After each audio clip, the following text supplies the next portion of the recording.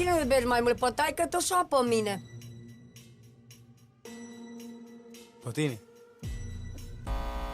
Ia mai întreabă-l mama Nițoi odată. Pe cine iubești mai mult, pe taică-tu sau pe maică-ta? Pe tata. E adevărat? E adevărat. E adevărat. De ce? De ce? De ce-l iubesc? Da. Da, Pentru că îmi face toate poptele. că îi face toate poftele. Nu mai repeta după el, că noi l-auzim ce Noi zice. l-auzim. Ah, da.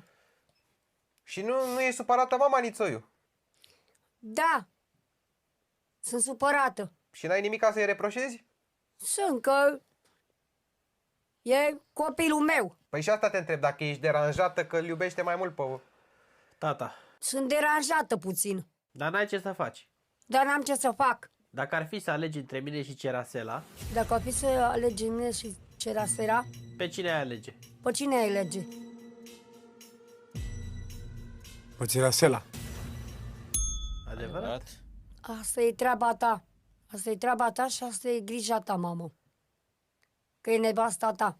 Sunteți de acord să vă uite? Ești de acord să ne uiți? Păi nu, dacă dumneavoastră sunteți de acord. Da, Ești de acord, da? da. Ți-am cerut vreodată bani, iar tu ne-ai mințit că nu ai?